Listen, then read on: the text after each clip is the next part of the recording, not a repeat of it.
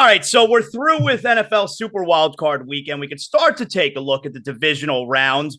And joining us here, NFL on Fox, Chris Myers. Appreciate you hanging out with us here for a little bit, Chris. Thanks so much. And look, first, we'll do some Dolphins, of course, and we'll talk about the action from this weekend. Super Wildcard Weekend. Let's be honest for a second here. These games were terrible. You had one great game, and that was Detroit and Los Angeles.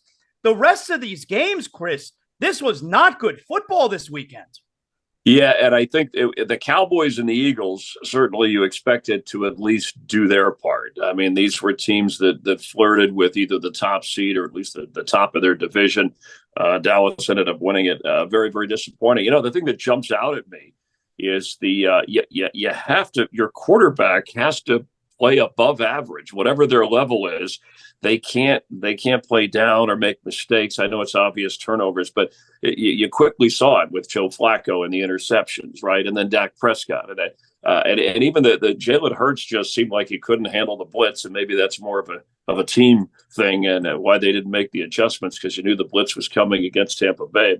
But and teams maybe just mentally not being as prepared for certain things. But I think we'll see tighter games as we move forward in this. I mean, hopefully we will. Obviously, the Ram-Lion game was kind of the most entertaining in terms of competition, and that had two quarterbacks who both played really in Goff and Matthew Stafford. They both played really, really well. Stafford couldn't get his team into the end zone, and they settled for field goals. That ended up kind of being the difference. The weather was a major story this weekend, including, us here in South Florida and the Dolphins in Kansas City. Before we actually talk about what happened with the Dolphins there, obviously you do play-by-play NFL on Fox, but you're on the sidelines plenty as well. What's the coldest sideline you've had to work? I was when they put that graphic up, I was on the Packers sideline when they lost to Eli Manning and the Giants, when Brett Favre had started out. They said, I think -3 or -6, but it was -20 as the game went on into the night. And that I was, I grew up in Florida, I live out in California. I'm a warm weather guy. And so it was tough for me. They said layers and electric, these vests, these heated vests, battery operated, wear extra hats, cover everything. But then it's hard to do your job. You can't really write notes, and you're kind of leaning towards the heater, especially when you're down on the sideline. In the booth, obviously, you want the window open, you feel the vibe. So I called the coldest game last Christmas Eve, a year ago Christmas Eve, the coldest game ever that the Panthers had in Charlotte. And the field there, that artificial turf, was like a skating rink. But I'm a fan of as just a football fan of outdoor natural grass games. It's a whole different dynamic when you're in a dome. But obviously, for paying fans and the comfort level and the home advantage of noise, I can see where that is a benefit, or at least something that a lot of teams and fans want. I don't even understand being in this. Look, I'm a South Florida guy. I've been here my whole life. I've never been to a cold weather football game. I've never experienced it. Just the idea of -30 with the wind chill in Kansas City, it doesn't even compute to me, Chris. Well, fans, and look, you have to, it's something like growing up in that kind of weather where you're used to the seasons and you're used to the cold and the snow, whether it's the Midwest. And you go and support your team. There were some cold games at Lambeau, other than the one that I just told you about, and fans were, they were there. I mean, they know how to prepare, whether it's dressing or whatever they're drinking, and it's worth it to even their tailgating, but at some point I'm with you. I think it's just dangerous from frostbite, just like it would be they pick on South Florida for heat, or Arizona sometimes if you're outside for the heat exhaustion, or just the amount of the temperature, causing, if you're not hydrated properly, for fans, not even just for the players. But I do think the NFL, they try to put the games in the right spots, but I think they have to take into consideration sometimes playing, I get prime time and ratings, but playing night games in certain cold weather cities in January. I think common sense probably should be applied when you make the schedule, so that you don't have to kind of reschedule. And obviously you can't control the weather, but you could at least stay on top of it and be realistic. No, you're 100% right. The NFL wanted Kansas City, Mahomes,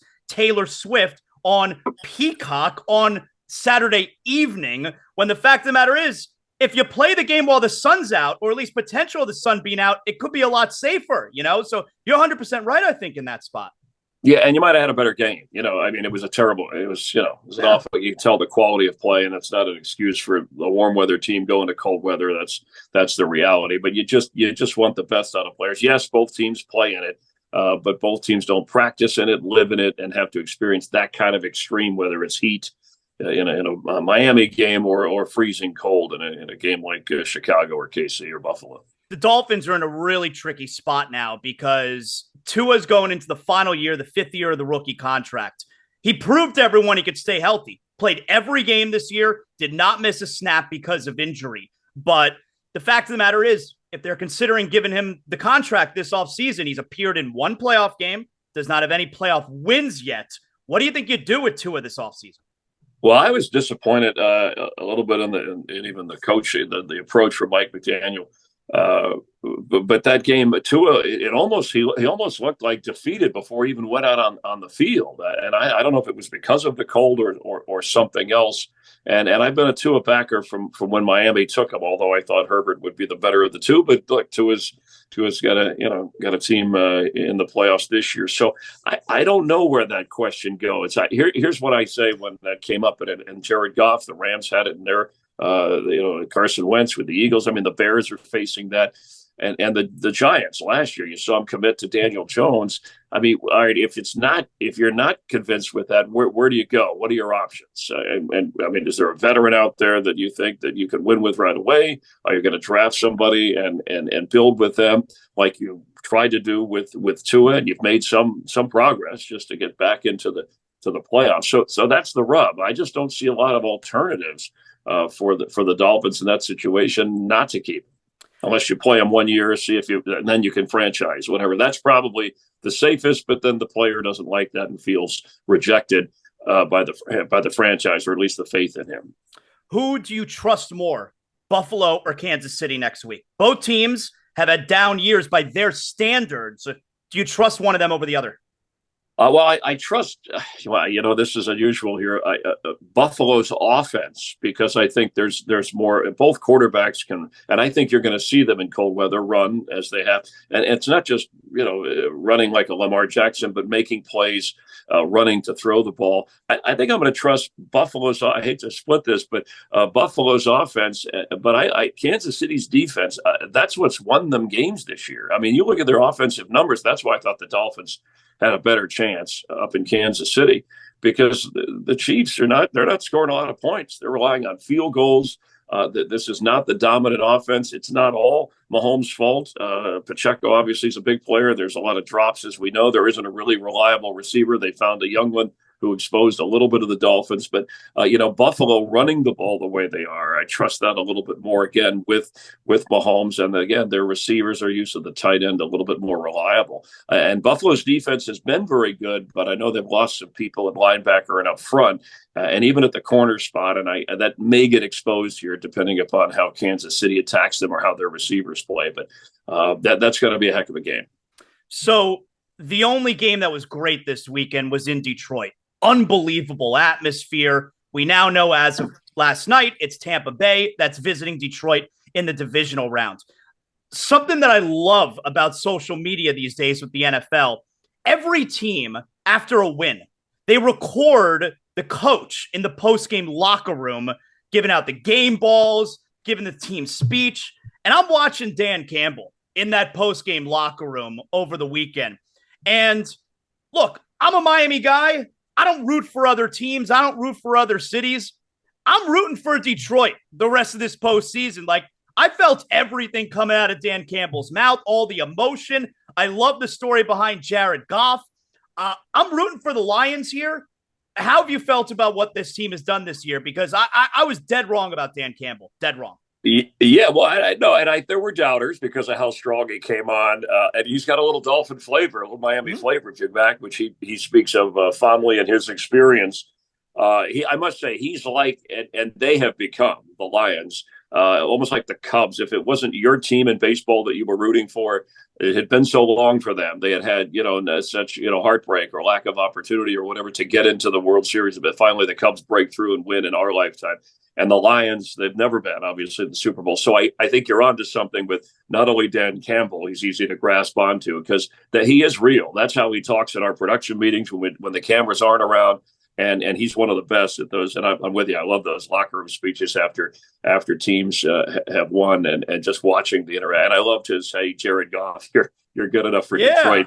It was kind of right there. So they're and they built it the right way. I think, and I call him Dan when I've done their games, Dan the Gamble Campbell, because he'll gamble at his own 38-yard line if he needs a yard and believes in his team, and they've responded, and he's gotten the most out of Jared Goff. And as we've seen, I'm a little concerned. Their defense stood strong against the Rams in the red zone.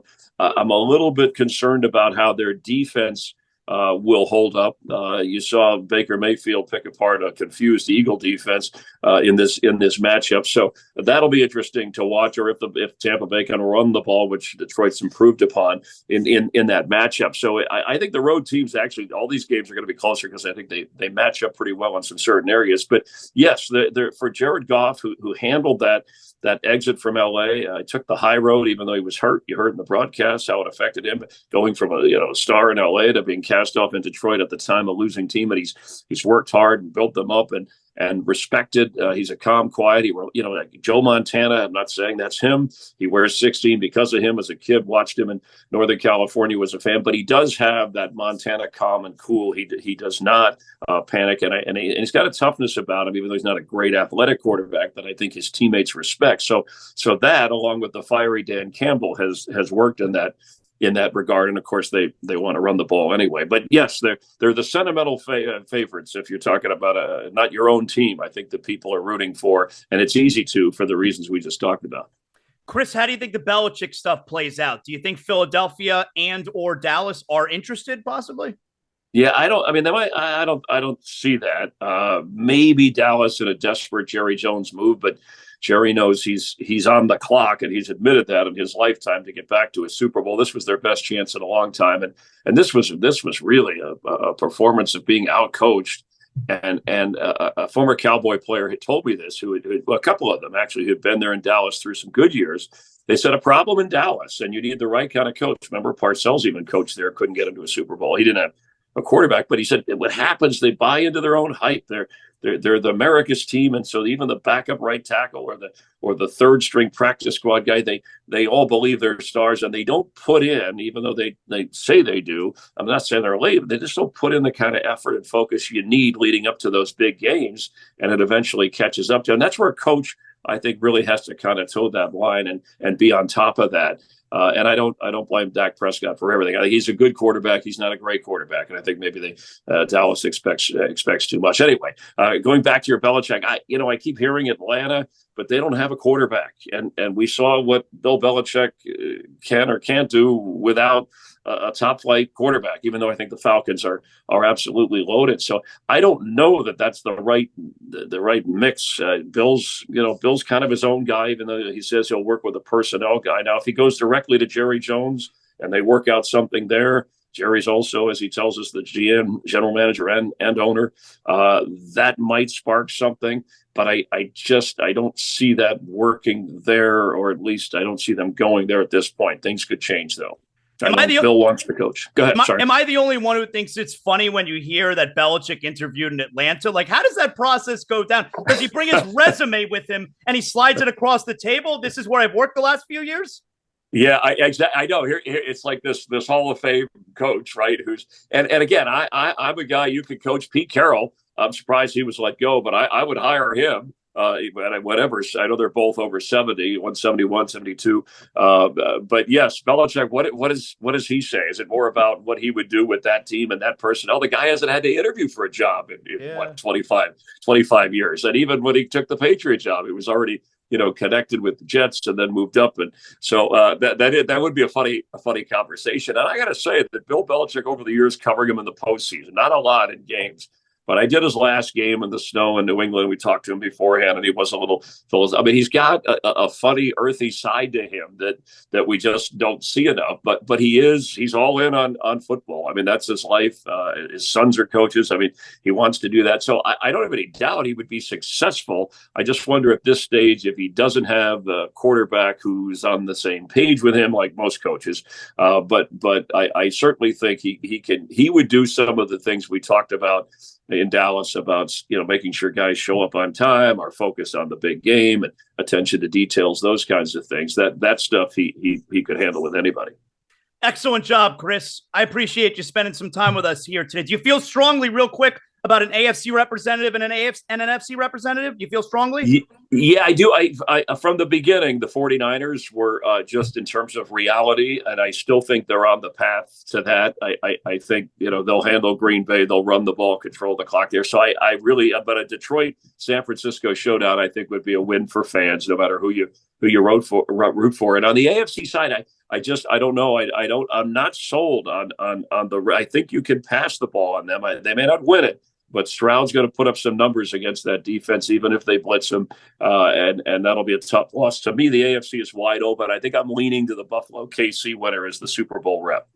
Great job, Chris. Thanks a lot for spending time with us today. I appreciate it. All right, anytime. Thanks for having me on.